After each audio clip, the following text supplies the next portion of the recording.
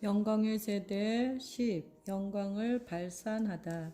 이번 장에서는 지금까지 내가 말한 놀라운 신앙의 여정이 어떻게 시작되었는지 이야기하겠다.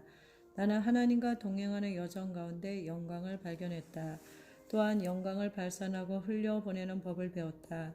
그 시작은 단순했다. 심지어 코믹하기까지 했다.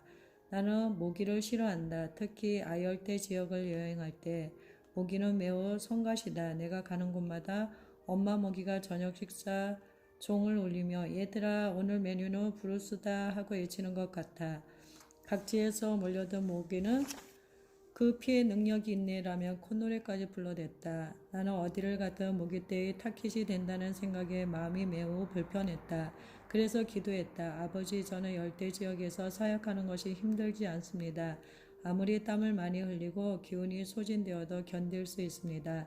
그런데 모기에게 뜯기는 일은 참기 힘듭니다. 더 이상 참을 수 없습니다. 모기를 이길 만한 좋은 전략을 말씀해 주세요. 야외에서 집회를 인도하던 어느 날 주님께서 내 마음에 속삭이셨다. 영광을 발산해라. 당시 나는 펜실베니아 요코의 야외 천막에서 말씀을 전하고 있었다. 천막 옆에서는 실개천이 흘렀고 저녁 시간이라 텐트 안에는 환한 전구를 여기저기 켜두었다. 이쯤 되면 천막 안이 어떤 상황일지 대충 짐작할 수 있을 것이다. 온갖 벌레며 모기로 가득해진 상태였다. 주님의 음성을 들었을 때 머리가 하얘지는 느낌이었다. 예? 영광을 발산하라고요? 저는 곧 모기를 쫓고 싶은데 영광을 발산하라니요. 별로 좋은 전략 같지는 않은데요. 영광을 발산해라. 주님은 반복해서 말씀하셨다. 예, 알겠습니다, 주님. 나는 강단 위로 올라가 잠시 시간을 내어 기도했다. 아버지, 지금 이 시간 하나님의 영광을 발산합니다. 그리고 강의를 시작했다. 그날 밤 집회가 끝날 때까지 모기들은 나를 피해 날아다녔다. 내 근처로는 얼씬도 하지 않았다. 참으로 놀라운 일이었다. 나중에 따져보니 설교한 시간보다 모기들을 쳐다보느라 소비한 시간이 더 길었던 것 같아. 멍하니 모기를 응시하는 내 모습을 바라보며 해종은 저 사람 정신 나간 거 아니야? 하는 표정을 지어 보였다. 오, 모기들이 내게 접근하지 못하다니. 나는 놀란 나머지 그날 무슨 주제로 강의했는지조차 기억하지 못했다. 그날 맨 앞줄에 나이 지극한 여성이 한 명이 앉아 있었는데 그녀는 수없이 모기에게 물린 모양이었다. 도무지 이해할 수가 없네. 원래 모기가 날 잘 안 무는데. 그녀는 이렇게 말하면서 모기에게 물린 곳을 계속 긁어댔다. 그날 나는 무척 기뻤다. 한편으론 놀라기도 했다. 주님, 영광을 발산하면 또 어떤 일이 일어나나요? 나는 마치 새로운 장난감을 선물 받은 아이처럼 주님께 여쭈었다. 주님께서는 영광과 관련된 성경 구절을 알려주셨다. 여호와께서 거하시는 온 시온산과 모든 지폐 위에 낮이면 구름과 연기, 밤이며 하염의 빛을 만드시고 그 모든 영광 위에 덮개를 두시며. 이사야 4장 5절. 공동체인 우리는 시온산이고 각 사람은 주님의 거처이다. 그런데 주님께서 우리의 머리 위에 영광의 덮개를 펼쳐두겠다고 말씀하신다. 연기에 해당하는 히브리어는 아샨이다. 이 단어의 문자적 의미는 여호와의 진노, 여호와로 인한 공포심이다. 이는 죄인을 향한 하나님의 진노이고 죄인이 하나님에게서 느끼는 공포심을 뜻한다. 당신은 구원받은 백성이다. 구원받지 못한 사람에게 연기는 두려움이고 진노이지만 구원받은 사람에게 그것은 기쁨이자 놀람이다. 하나님의 백성의 연기를 보며 여호와를 경외한다. 연기를 보며 여호와를 사랑하고 담대함을 얻어 그 앞으로 나아간다. 하나님께서는 광야 40년 동안 이스라엘의 진영 위에 구름 기둥과 불 기둥을 내리셨다. 이스라엘 백성은 구름 기둥과 불 기둥을 보며 하나님의 임재를 떠올렸고 위안을 얻었다. 반면 이스라엘의 원수들은 구름 기둥과 불 기둥을 보며 공포를 느꼈다. 한밤중 불 기둥과 거기에 피어오르는 시꺼먼 연기는 그야말로 공포 그 자체였다. 바로 이 불기둥과 구름기둥과 연기가 이스라엘 백성을 덮어준 보호막이었다. 앞에 구절 중 하염의 빛은 마광한 날이 반짝거리다라는 뜻을 가진 단어로부터 파생된 표현이다. 기억하라. 화염의 빛 역시 당신을 위한 보호막이다. 하나님께서는 당신의 원수에게 두려움을 안기실 것이다. 반면 당신을 영광의 보호막으로 덮어주실 것이다. 당신은 영광의 보호막 아래에서 하나님 곁으로 가까이 나아가겠고 당신의 원수는 그 영광의 보호막을 보며 하나님을 두려워하게 될 것이다. 밤은 하루가 다 끝나가는 것을 알려주는 시간대이자 이 시대의 마지막을 알리는 상징이기도 하다. 밤이 되면 어둠이 땅을 덮는다. 마지막 때 흑암이 민족들을 덮을 것이다. 그러나 하염의 빛은 당신을 보호해 줄 것이다. 성경에 하염 검이 등장하는 곳은 두 군데인데 하나는 창세기이고 다른 하나는 요한계시록이다.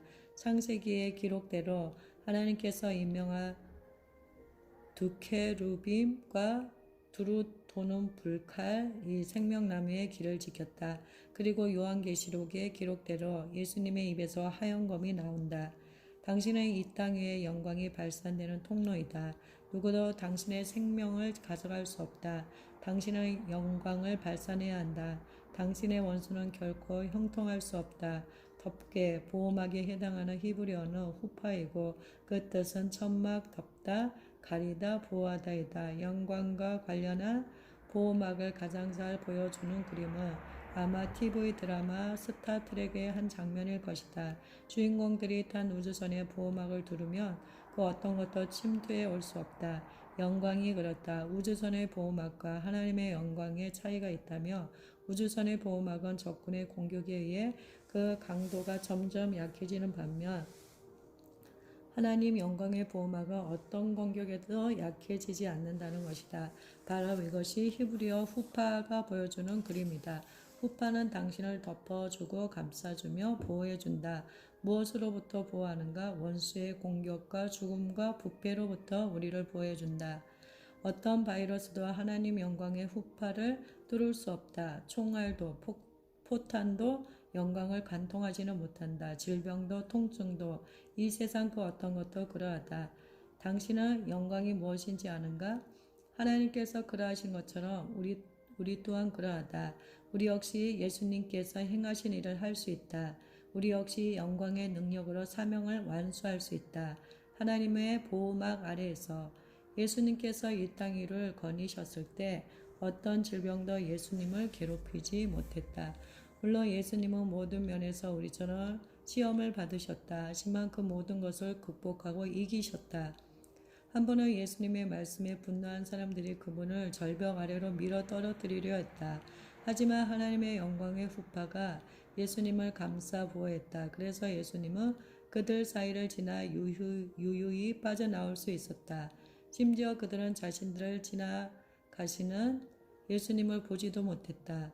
또 초막이 있어서 낮에는 더위를 피하는 그늘을 지으며 또 풍우를 피하여 숨는 곳이 되리라. 이사야 4장 6절. 이 구절에서 더위에 해당하는 히브리어는 호렙이고 그 문자적 의미는 고립과 절망이다. 지존자의 은밀한 곳에 거주하며 전능자의 그늘 아래에 사는 자여, 나는 여호와를 향하여 말하기를 그는 나의 피난처여 나의 요새여 내가 의뢰하는 하나님이라 하리니 이는 그가 너를 새 사냥꾼의 얼무에서와 심한 전염병에서 건지실 것이미로다. 그가 너를 그의 깃으로 덮으시리니 내가 그의 날개 아래에 피하리로다. 그의 진실함은 방패와 손방패가 대신하니 너는 밤에 찾아오는 공포와 낮에 날아드는 화살과 어두울 때 퍼지는 전염병과 밝을 때 닥쳐오는 재앙을 두려워하지 아니하리로다. 1000명이 내 왼쪽에서 10,000명이 내 오른쪽에서 엎드러지나 이 재앙이 내게 가까이 하지 못하리로다. 오직 너는 똑똑히 보리니 악인들의 부흥을 내가 보리로다. 내가 말하기를 여호와는 나의 피난처시라 하고 지존자를 너의 거처로 삼았으므로 화가 내게 미치지 못하며 재앙이 내 장막에 가까이 오지 못하리니. 시편 91편 1절에서 10절. 당신이 영광의 보호막 아래 있다면 그 보호막이 당신의 그늘과 그림자가 되어준다. 그것은 전능하신 하나님의 후파이다. 모세는 음식도 먹지 않고 물도 마시지 않은 채 80일 동안 하나님의 영광 안에 머물렀다. 어떻게 이런 일이 가능한가? 하나님의 영광이 내재되어 있는 생명력이 그의 몸에 주입되었기 때문이다. 그는 음식을 먹지 않아도 배고프지 않았다. 이와 같은 맥락에서 예수님은 이같이 말씀하셨다. 내게는 너희가 알지 못하는 먹을 양식이 있느니라. 이해할 수 있겠는가? 고난의 때에 절망과 고립의 때에 영광의 후파가 당신을 보호해 줄 것이다. 1000명이 당신의 왼쪽으로 10,000명이 당신의 오른쪽으로 쓰러지며 당신을 향해 이같이 말할 것이다. 도대체 왜 당신은 두려워하지 않는가? 왜 당신은 걱정하지도 염려하지도 않는가? 그러면 이렇게 말하라. 내 하나님께서 절망과 고립으로부터 나를 보호하시기 때문이다. 내 하나님께서 영광 가운데 그 풍성하신 대로 내 모든 필요를 채워주시기 때문이다. 사랑하는 형제 자매여, 장차 기근이 닥칠 것이다. 그 부족함과 곰핍함의 때가 다가올 것이다. 그러나 주님을 찬양하라. 원수가 파도처럼 밀려올 때 주님께서는 승리의 깃발을 세우신다. 그 승리에 힘입어 우리는 진리를 향해 전진한다. 그리스도의 장성한 분량에까지 자랑한다. 당신은 주님을 안다. 또 어떻게 해야 영광 안에서 그 풍성함을 얻는지 잘 알고 있다. 곰핍함의 때 당신은 식사 시간마다 빈 그릇을 놓고 기도할 것이다. 기도를 마치면 그 그릇들은 음식으로 가득 찰 것이다. 당신은 형제들을 향해 어서 오십시오. 함께 먹읍시다. 라고 할 것이다. 이사야 4장 6절에 숨눈에 해당하는 히브리어의 의미는 피난처이다. 우리는 지극히 높으신 분의 피난처에서 살아가는 사람들이다. 요한복음 1장 4절을 읽어보라. 그 안에는 생명이 있었으니 이 생명은 사람들의 빛이라. 생명에 해당하는 헬라어는 조예이며 이것의 문자적 의미는 하나님이 가진 것과 같은 생명이다. 당신이 하나님 안에 거함으로 당신이 누리는 생명은 곧 하나님의 생명인 것이다. 하나님께서 그러하신 것처럼 당신도 그러하다. 영광에 내재된 치유의 능력. 나는 수년간 주님께 이렇게 여쭈었다. 아버지, 성경은 치유가 어린 자녀들이 먹을 음식이라고 말합니다. 저는 주의 자녀이므로 치유가 필요할 때마다 주님께 나아갈 수 있습니다. 그러니 참 감사합니다. 그런데 어린 자녀가 아닌 다 자란 아들에게는 무엇이 주어집니까? 그 전에 도대체 누가 다 자란 아들인가에 대해 먼저 생각해 보자. 우리가 아는 바 다 자란 아들은 오직 예수님 뿐이다. 그런데 예수님은 신적 건강을 누리며 사셨다. 왜 그런가? 예수님은 영광 안에 계셨기 때문이다. 어린 자녀는 치유를 얻지만 다 자란 자녀는 영광 안에서 질병 없이 살아간다. 나는 주님께 또다시 여쭈었다. 지금 제가 서 있는 여기에서 제가 서 있어야 할 저기로 이동하려면 어떻게 해야 하나요? 답은 의외로 간단했다. 믿음으로 이동하면 된다. 내가 말한 모기 이야기를 기억하라. 거기서부터 시작해보라. 어느 해 11월 우리는 처가 식구들을 만나기 위해 피지섬으로 갔다. 그 전까지 내 부모님은 사돈댁과 만난 적이 없으셨다. 어쨌든 나는 부모님과 우리 교회 목사님 내의 친구들과 그들의 가족들과 함께 피지로 건너갔다. 그동안 내게 피지섬은 모기 때문에 가장 가기 싫은 장소 중 하나였다. 하지만 이번엔 달랐다. 아니, 달라야 했다. 아버지, 지금 저는 모기 문제와 관련하여 큰 기로에 서 있습니다. 그동안 피지섬의 모기들은 저를 이달의 음식으로 뽑았습니다. 그러나 이제 저는 주님께서 가르쳐 주신 방법을 사용하여 모기를 퇴치하려 합니다. 제가 주님의 말씀을 제대로 들을 것인지 이번 여행 중 시험해 보겠습니다. 비행기에서 내린 순간 나는 큰 소리로 외쳤다. 아버지의 영광을 발산합니다. 그날 이후 2주 넘도록 우리 일행이 피지섬에 머물렀으나 나는 단 한 차례도 모기에게 물리지 않았다. 물론 이 글을 읽는 독자 중 그게 대수라고 생각할 사람도 있을 것이다. 그러나 내게는 엄청난 기적이었다. 혹시 함께 여행했던 사람들에게도 그 방법을 가르쳐 줬습니까? 종종 사람들에게 이렇게 묻는다. 아니요, 그들에게 알리지 않았습니다. 그러면 사람들은 동일하게 반응한다. 왜 그들에게는 알려주지 않았습니까? 당신 아는 배우는 중이었다. 남들에게 무엇을 가르치기 전 내가 먼저 그 가르침에 푹 잠겨야만 했다. 만일 내가 가르침을 따라 온전히 살지 못하며 그 가르침은 말잔치에 불과할 뿐이다. 행하지도 못할 가르침을 다른 사람에게 전한다면 나는 위선자이고 내 말은 공허한 이론에 불과하다. 당신은 어떤지 모르지만 나는 교회 안에 만연한 위선과 공허한 이론에 지쳤다. 누군가는 자신이 말한 대로 사는 모습을 보여준다. 행위로서 자신의 가르침을 증명해 보이는 사람이 있어야 한다. 그래서 나는 행하기 위해 노력한다. 피지섬으로 놀러가기 3년 전의 일이다. 내 주치의는 치아와 관련하여 아주 복잡한 치료를 해야 한다고 말했다. 그가 제시한 비용은 17,000달러, 약 1,800만 원 정도였다. 17,000달러라고요? 맙소사. 일단 생각해 보겠습니다. 그리고 나는 기도했다. 아버지, 제겐 기적이 필요합니다. 그리고 믿습니다. 설마가 아니라 확실히 믿습니다. 그렇게 나는 3년 동안 믿음을 붙잡았다. 피지섬에서의 일정을 마치고 돌아온 후였다. 믿음의 1월 주님께서 내게 이같이 말씀하셨다. 얼마 동안이 될지 모르겠지만 너는 자리에 앉아 있어야 한다. 내 힘을 다해 자리에 앉아 있어라. 그날부터 타지로 집회를 같이 앉는 날이며 나는 매일같이 자리에 앉아 주님과 시간을 보냈다. 성경을 연구하고 신앙과 관련된 글을 쓰는 등 자리에 앉기 위해 온갖 노력을 다했다. 그러다 어느 날 마치 입안에 이상한 변화가 생겼다. 혹시 치통을 알아본 적 있는가? 당시 내가 겪은 통증을 무엇에 견줄 수 있을까?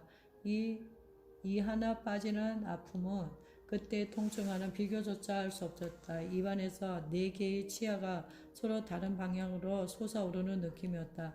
얼마나 아팠던지. 그 3주 동안 나는 계속 하나님의 약속을 붙잡고 기도했다.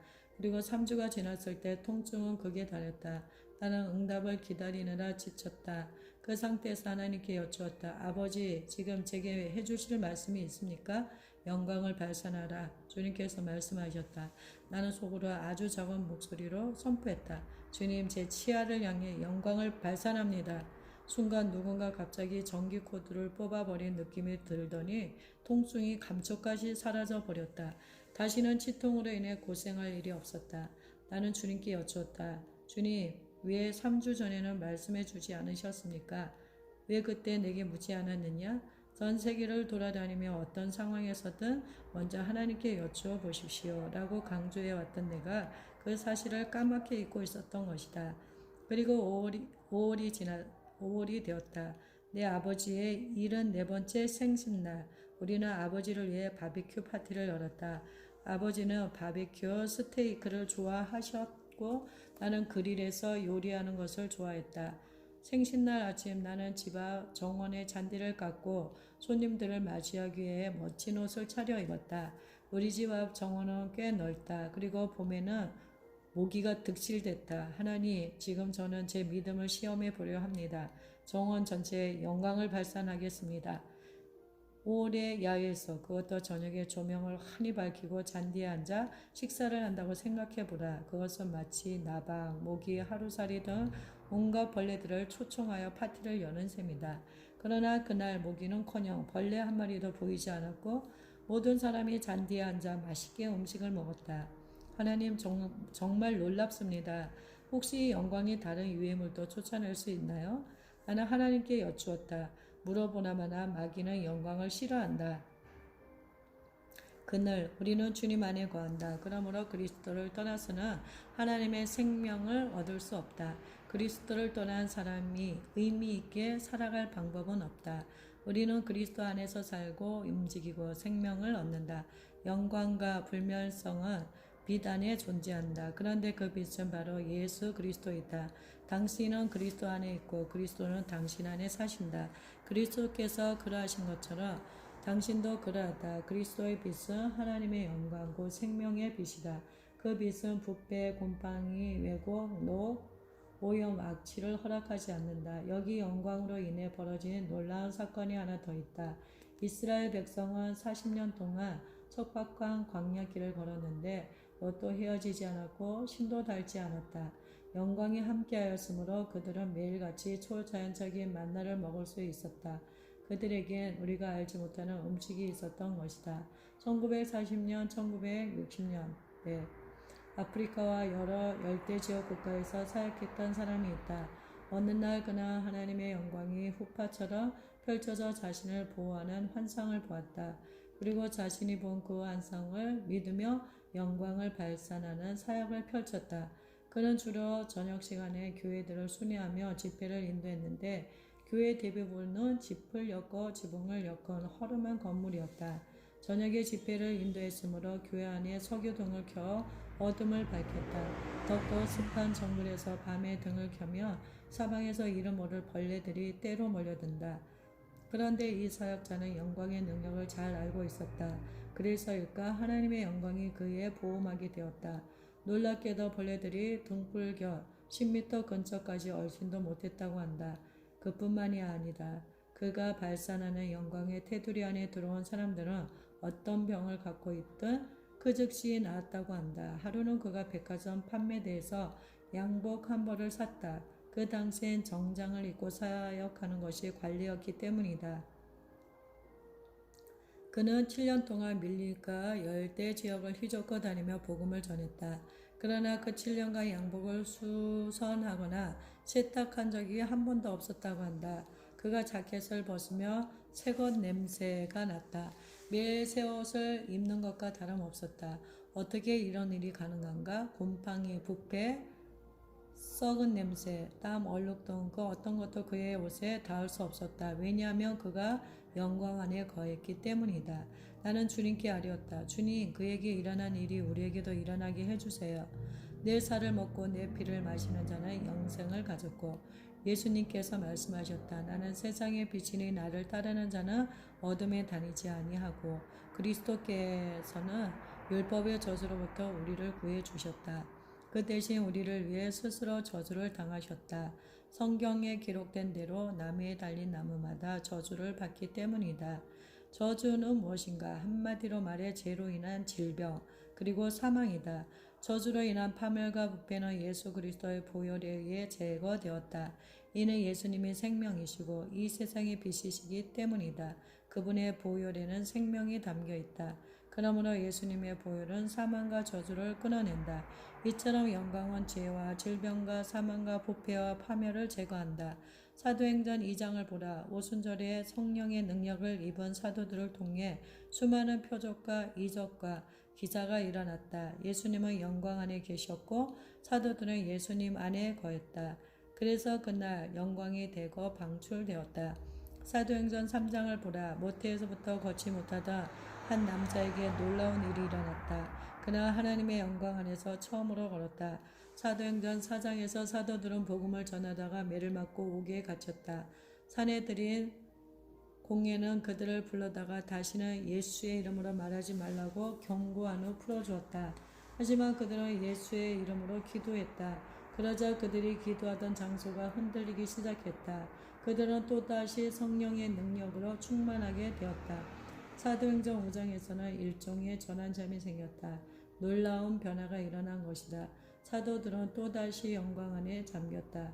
유 베드로가 길을 걷는데 그의 그림자가 닿기만 해도 사람들의 병이 나았다. 그림자는 어떤 물체가 직진하는 빛을 가로막을 때 생긴다. 그러므로 그림자는 그 물체의 자치라고 할 수 있다. 그러나 이 사건의 경우 이러한 그림자의 정의가 적용되지 않는다. 베드로의 그림자는 빛을 가로막을 때 생기는 자치가 아니라 베드로에게서 방출된 영광의 빛이었다. 그래서 그 영광의 범전에 들어간 사람은 누구도 치유받았던 것이다. 킹 제임스 성경에는 그림자에 닿다 대신 그늘지게 하다라는 표현이 사용되었는데 이것의 문자적 의미는 빛으로 감싸다이다. 우리가 영광을 발산할 때 그 빛에 노출된 사람들에게서 놀랍고 기이한 변화가 일어난다. 위대한 복음 전도자 찰스 피니는 자신에게서 자연스레 발산되는 것이 영광인지도 모른 채 영광을 발산하며 사역했다. 하루는 그가 기차를 타고 어느 마을에 갔는데 그에게서 영광의 광채가 발산되었다. 그 빛에 닿은 사람들은 그 자리에 엎드려 울며 구원받기를 간구했다고 한다. 자, 이제 새로운 전도 프로그램이 시작되었다. 얼마나 많은 전도지를 나눠주고 또 얼마나 많은 성경 구절을 암송했는가는 이 전도 프로그램의 핵심이 아니다. 관건은 예수 그리스도를 얼마나 많이 발산했는가이다. 지금은 새로운 계절이다. 우리가 예수님의 말씀대로 변화하는 것, 이것이 새로운 계절의 핵심 포인트다. 당신 안에 있는 것을 발산하라. 또 그들에게 이르시되 내가 진실로 너에게 이르노니 여기 서 있는 사람 중에는 죽기 전에 하나님의 나라가 권능으로 임하는 것을 볼 자들도 있느니라 하시니라. 마가복음 9장 1절. 그 다음 구절은 이렇게 시작한다. 엿새 후에 엿새 후는 언제를 말하는가? 일곱째 날이라. 즉 일곱째 날에 이 일이 일어난 것이다. 엿새 후에 예수께서 베드로와 야고보와 요한을 데리시고 다른 높은 산에 올라가셨더니 그들 앞에서 변형되사 그 옷이 광채가 나며 세상에서 빨래하는 자가 그렇게 희귀할 수 없을 만큼 매우 휘어졌더라. 이에 엘리야가 모세와 함께 그들에게 나타난 예수와 더불어 말하거늘. 마가복음 9장 2절에서 4절. 이것은 영광의 발산을 적나라하게 보여주는 사건이다. 이 사건이 당신에게 아무런 감흥을 일으키지 않는다면 도대체 도대체 무엇이 당신에게 흥미를 주겠는가? 예수님 안에 있던 영광이 발산되기 시작했다.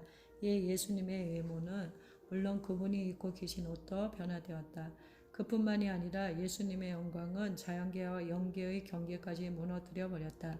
예수님 곁에 모세와 엘리야가 나타났고 주님께서는 그들과 대화하셨다. 잠시 이 사건을 묵상해 보기 바란다. 지금 당신은 영광 안에 있고 영광은 당신 안에 있다. 영광을 발산하라. 영광을 발산하기 위해 연습하라. 항상 연습하라. 그러면 얼마 안 있어 영광의 왕 예수 그리스도와 초자연적으로 대면하게 될 것이다. 독자들 중 예수님과 얼굴을 맞대고 만나고픈 사람이 있는가? 그렇다면 당신 안에 있는 영광을 발산하라. 우체국에 가든 식당에 가든 비행기를 타든 당신이 어디에서 무엇을 하든 영광을 발산하라. 어떻게 해야 할까? 믿음으로 하면 된다. 영광은 사망과 부패와 질병이 함께 있을 수 없다. 나는 비행기를 탈 때 단 한 번도 두려워했던 적이 없다. 비행기에 올라서는 순간 나는 동체에 예수님의 보혈을 적용한다. 또한 기내에 영광을 발산한다. 내가 겪은 일 한 가지를 소개하겠다. 호주 퍼스에서 말레이시아로 가던 중 비행기가 고장났다. 일전에 나는 보잉사에서 일한 적이 있으므로 비행기에 대해 좀 안다. 비행기에 이상이 감지될 무렵 기내 영상시설과 음향 시스템 모두 작동되지 않았다. 전자기기 자체가 기능 정지 상태였던 것이다. 내가 가장 먼저 감지했던 이상 징후는 고온이었다. 마치 누군가가 기내에 있는 히터 조절기를 최고치로 높인 것처럼 기내 온도가 급상승했다. 그러더니 갑자기 에어컨이 작동되기 시작했다. 정상으로 돌아오려나? 하고 생각했지만 에어컨은 예상보다 오랫동안 풀가동되었다. 기내의 온도는 계속 떨어졌고 온몸이 으스스 떨렸다. 마치 고기 냉장고 안에 들어간 느낌이었다. 그렇게 15분 내지 20분 정도 추위에 떨었다. 그러더니 갑자기 히터가 다시 작동되는 것 아닌가? 그리고는 얼마 안 있어 또다시 에어컨이 작동되었다. 그런 상황이 5시간 동안이나 반복되었다. 정말 말도 안 되는 일이었다. 어쨌든 비행기는 목적지에 안전하게 착륙했다. 그런데 비행기의 문이 승객 연결 통로에 닿는 순간 모든 전자장치가 꺼져버렸다. 애초에 정기적 결함이 있었으므로 그 비행기는 이륙해서 안 되었다. 만일 영광이 아니었더라면 생각만 해도 아찔한 상황이었다. 영광, 오 영광. 여호와 하나님은 해요 방패이시라. 여호와께서 은혜와 영화를 주시며 정직하게 행하는 자에게 좋은 것을 아끼지 아니하실 것임이니이다. 시편 84편 11절. 해에 해당하는 히브리어는 쇠메시 있고 그 단어의 문자적 의미는 성곽퀴이다. 중세시대 사람들은 성을 쌓을 때 성벽 위에 삐쭉삐쭉 톱니처럼 낮은 담을 덧쌓아 올렸다. 바로 이것을 성곽퀴라고 하는데 보통은 궁수들이 그곳에 몸을 숨기고 있다가 성벽 아래로 다가오는 적군에게 활을 쏘곤 했다. 즉 궁수들이 몸을 숨길 수 있는 성벽이 엄폐물이 성곽퀴인 것이다. 그런데 시편 기자는 여호와가 우리의 성곽퀴라고 말한다. 다시 말해서 하나님이 우리의 방패이시며 보호자라는 뜻이다. 요한은 은혜를 베풀어 주시고 영광을 주신다. 하나님은 정직하게 행하는 사람에게 그 어떤 좋은 것도 아끼지 않으신다. 영광은 성곽퀴와 같다. 영광의 보호를 받는 이상 원수의 화전은 우리에게 아무런 위협을 가할 수 없다. 그러나 우리는 거기서 원수를 향해 화살을 날릴 수 있다. 언터처블. 최근 어느 중동 국가의 한 마을에서 주민 전체가 초자연적으로 예수님을 만나고 그들 모두가 예수님을 자신의 구세주로 영접했다고 한다. 한 마을 전체가 개종했다는 소식에 그 나라 정부 당국이 크게 놀란 모양이었다. 그래서 그 마을에 군대를 급파했다. 정부군은 마을 주민을 중앙 광장에 모으고는 기독교로 개종한 것을 철회하라고 명령했다. 만일 기독교 신앙을 부인하지 않을 경우 그들 모두를 사살하겠다고 경고했다. 하지만 주민들은 하나같이 철회하지 않겠다고 말했다. 나는 예수님을 부인할 수 없습니다. 결국 군인들은 그 마을 사람들을 일렬로 세우고 총을 조준하여 일제히 격발했다. 그런데 총을 쏜 군인들은 하나같이 어리둥절했다. 총에 맞아 쓰러진 사람이 한 명도 없었기 때문이다. 심지어 마을 주민들의 몸에는 총알이 스친 상처 하나 남지 않았다. 만일 문제가 불발이었다면 그것은 대규모 불발 사태였다. 그들은 매뉴얼대로 또다시 사격을 진행했다. 준비 조준 발사. 하지만 이번에도 총에 맞아 쓰러진 사람이 하나도 없었다. 군인들은 더 어리둥절해졌다. 또다시 그들을 향해 발사했다. 이번이 세 번째였다. 군인들이 총을 겨누고 쐈지만 결과는 마찬가지였다. 단 한 명의 부상자도 나오지 않았다. 그때 더욱 이상한 일이 발생했다. 마치 누가 시킨 듯 마을 주민들은 일제히 주머니에서 무언가를 주섬주섬 꺼내 군인들에게 다가가기 시작했다. 그들은 자신을 쏜 군인들에게 각각 총알 3개씩을 건네었다. 성경을 제대로 읽으며 이사야 4장 5, 6절을 이렇게 들릴 것이다. 여호와께서 나를 위해 한 거처를 만드셨다. 그것은 지존자의 거처이다. 그가 낮에는 구름 기둥을 세우셨다. 죄인들에게는 그것이 여호와의 분노이지만 내게는 신비한 기쁨이며 담대함의 원천이다. 밤에는 빛나는 화려한 기둥을 세우셨는데 그것은 마광한 칼날의 빛과 같아. 내 머리로 영광이 펼쳐졌다. 그 영광이 나를 덮고 보호한다. 영광의 덮개는 낮의 열기, 황폐함과 절망, 나를 죽이려는 원수의 무기로부터 나를 보호해준다. 그것은 모든 고난과 고통, 나를 해하려는 원수의 폭풍으로부터 나를 보호하는 피난처이다. 영광 안에서 살자. 당신은 하나님의 영광 안에 있고 하나님의 영광은 당신 안에 있다. 하나님은 당신을 통해 온 땅을 영광으로 덮기 원하신다. 앞에서도 이야기한 것이지만 여기서 다시 한번 소개하겠다. 몇 년 전 우리 부부는 북아일랜드 벨파스트 지역에서 컨퍼런스를 인도했다. 그 기간 중 몇몇 친구들과 저녁 식사를 하며 이런저런 대화를 나누었는데 어쩌다 보니 영광에 대해 이야기하게 되었다. 식사를 마치고 잠시 산책하지. 그런데 길을 걷는 동안 마귀들이 난리칠 텐데 그래도 놀라지 말게. 우리는 함께 식사하던 사람들에게 이같이 기뜸해 줬다. 하지만 그들의 얼굴을 보니 내가 한 말을 전혀 이해하지 못한 것 같았다. 식사 후 우리는 길을 나섰다. 그런데 갑자기 어떤 남자가 나를 스쳐 지나 몇 미터 앞에 공중전화 부스로 쏙 들어갔다. 그리고 그는 뒤로 돌아 악마 같은 눈으로 우리를 노려보며 고함을 지르기 시작했다. 집으로 가라고.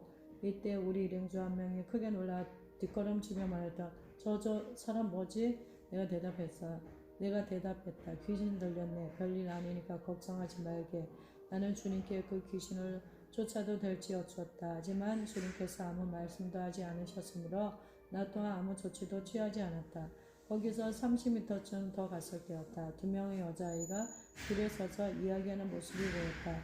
그런데 우리가 아이들에게 가까이 다가서자 그들은 비명을 지르며 각기 다른 방향으로 도망쳐 버렸다.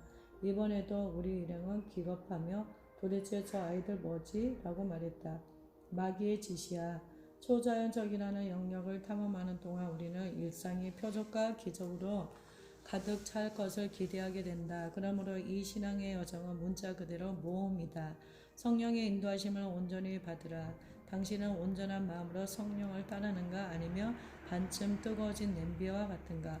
어설픈 열정을 신앙인 양 착각하지 말라. 어떤 사람에게나 하나님의 뜻이 안중에도 없다. 그들은 그저 제멋대로 할 뿐이다.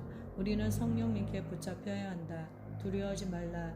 당신은 영광 안에 있고 영광은 당신 안에 있다. 누구도 당신의 생명을 앗아갈 수 없다. 당신을 대적하는 원수는 형통하지 못한다. 당신의 왼편으로 1000명이 쓰러지겠고 오른편으로 10,000명이 쓰러질 것이다. 주님께서 이 가르침을 내게 전해 주실 때 한동안 연락이 끊겼던 친구에게서 전화가 걸려왔다. 그녀는 동일한 꿈을 4번 연속 꾸고는 그 내용을 내게 말해 주었다. 꿈속에서 저와 제 친구는 스포케인으로 향하고 있었어요. 그때 사방에 미사일이 떨어졌고 여기저기서 엄청난 폭발음이 울려났어요. 많은 사람들이 죽었습니다. 건물들이 무너졌고 불타고 있었어요. 그런데 그때 주님께서 제게 북쪽으로 가라고 말씀하셨습니다. 그래서 그녀는 북쪽으로 달리기 시작했다. 스포케인에서 약 80km 떨어진 내가 사는 마을을 향해 전속력으로 뛰었던 것이다. 저는 목사님의 집까지 달려갔습니다. 그리고 집 안으로 들어가 소파에 앉은 채 숨을 고르고 있었어요. 그런데 갑자기 어떤 노인이 집 안으로 불쑥 들어와서는 큰 소리로 얼른 밖으로 나가세요. 미사일이 이리로 날아오고 있어요. 여기 있다간 다 죽습니다. 라고 했다. 그런데 거기 목사님이 계셨어요. 목사님은 평소답지 않게 차분한 목소리로 이렇게 말씀하시더군요. 아니에요. 자 보십시오. 그리고는 밖으로 나가더니 크게 소리를 지르셨습니다. 지금 내가 영광을 발산한다. 이렇게 말이에요. 그러자 목사님의 집을 향해 날아오던 미사일들이 투명한 보호막에 부딪혀 산산이 조각나 버렸습니다. 그녀의 전화를 받고는 내가 얼마나 기뻤는지 모른다. 당시 내가 배운 내용들이 잘못된 것이 아니라는 증거 아니겠는가? 물론 그녀는 당시 내가 무엇을 배우고 있었는지 알 턱이 없었다. 지금 나는 이 세상이 어떻게 되든 염려하지 않는다. 왜냐하면 예수님이 이 세상의 빛이시기 때문이다. 그 빛은 하나님의 영광이고 하나님의 생명이다. 그 생명이 죽음과 파멸의 부패를 몰아낸다. 그 영광을 당신이 발산하는 한 그리고 예수 그리스도의 보혈이 당신 안에 머무르는 한 그 어떤 것도 보호의 장막을 뚫지 못한다. 이제 잠시 기도하려 한다. 나는 영광을 발산하는 기도를 할 것이다.